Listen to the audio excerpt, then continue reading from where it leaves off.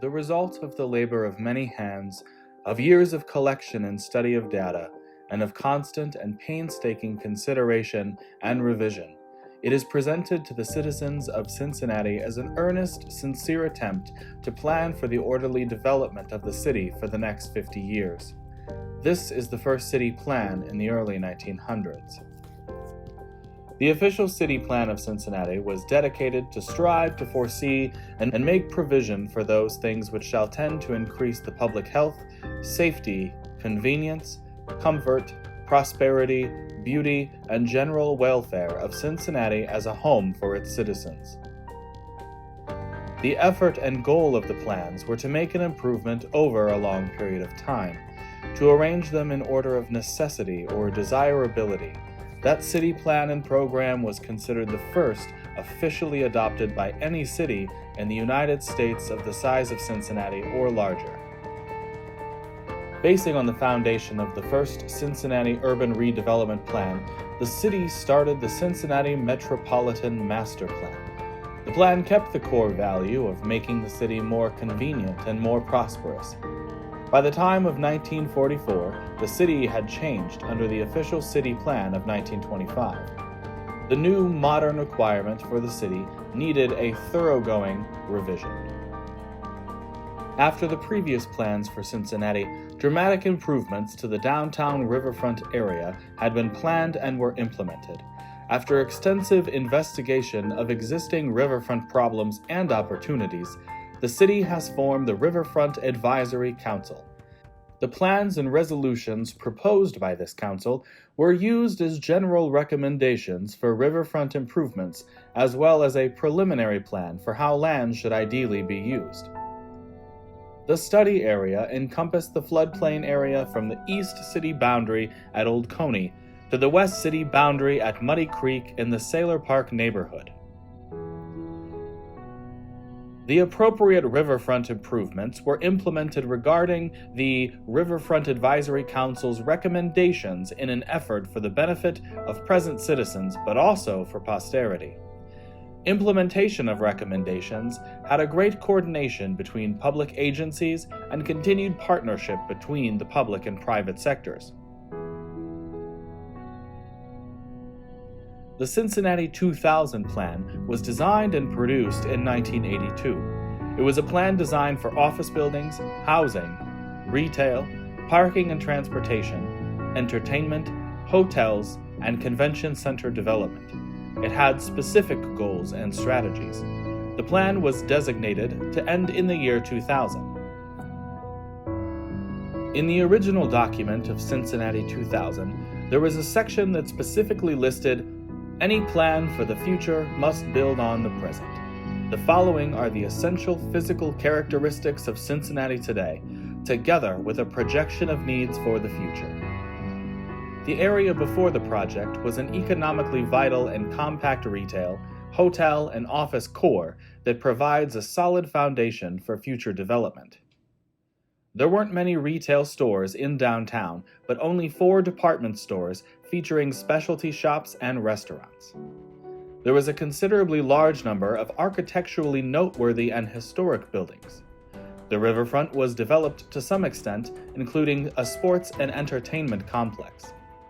The original central business district maintained safe and clean and free of social problems that plague many cities where the business communities were actively engaged in downtown development. The city of Cincinnati has specific indicators for what it considers stains on the community, including graffiti, abandoned or boarded up buildings, broken windows, overgrown weeds, litter, illegal dumping, unkempt vacant lots, junk cars, and buildings with structural defects. In 1978, the Cincinnati Clean Community Commission was formed at the request of the city manager. The committee started numerous blight elimination and crime reduction strategies around the time that Cincinnati 2000 plan had started. By the 1980s, the concern of Cincinnati wasn't exactly the dumping of trash or cars, but so-called bad neighborhoods. Cincinnati's racial problems were under intense national scrutiny. Over the Rhine is an area of Cincinnati that has historic representation of the city's development plan. The area was developed by Germans in the 1830s and had become the densest neighborhood with German culture. Then, during World War I, the Germans left.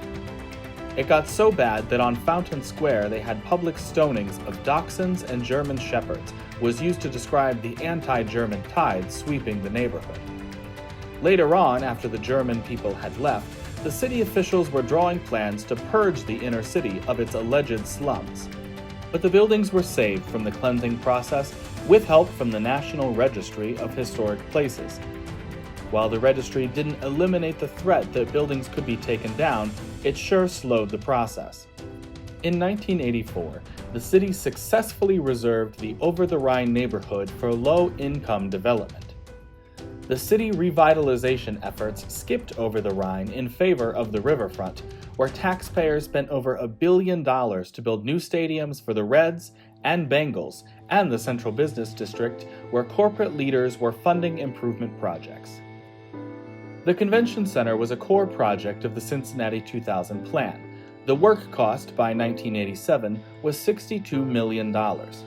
The expansion of the convention center was a major move of Cincinnati 2000.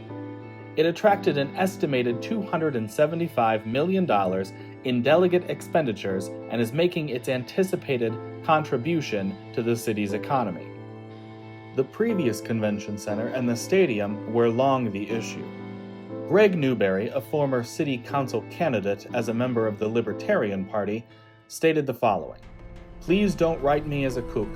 I just felt that if this was something that would raise the people's taxes, then the people should have a chance to approve it. The original convention center was a ballot issue. So was the stadium. Why not this issue?" The controversial expansion proved its value by bringing in more revenue and generating more business for the city of Cincinnati. The financing of the Cincinnati 2000 plan was well planned by the city. It required the city to take a fiscal commitment to accomplish the goals of the Cincinnati 2000 plan. The estimated 20-year funding range is between $172.8 million and $266.7 million.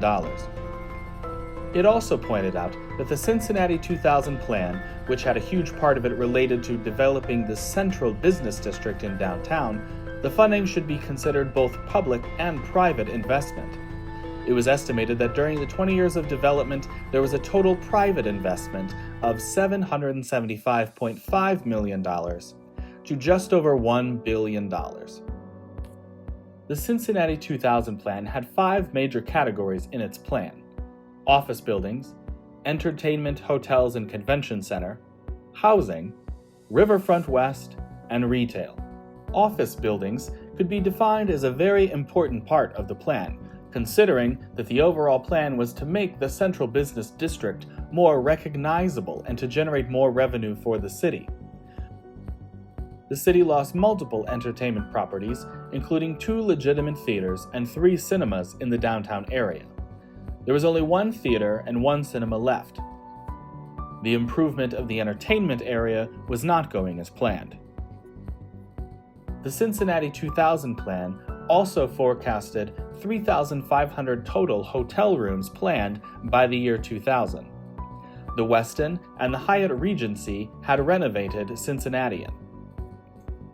After renovation, there were 2,953 hotel rooms.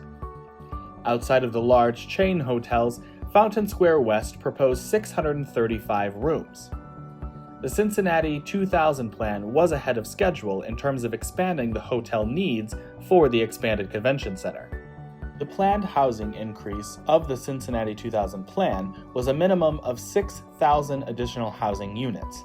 However, the project didn't come anywhere close to meeting their goal.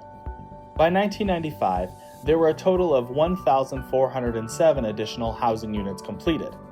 The planning later adopted a more reasonable goal of 4,000 downtown housing units by the year of 2000.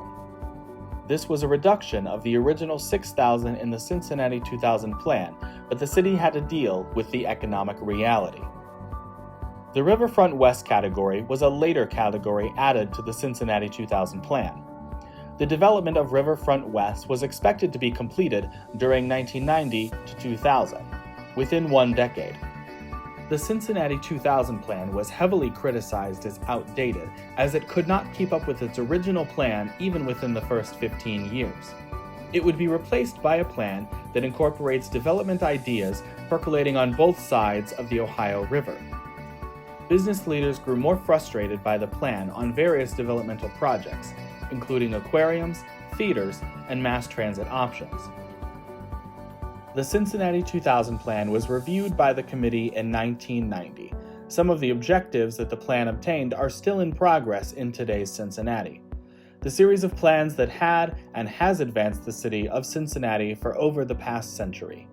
The city has been profoundly changed because of the Cincinnati 2000 plan.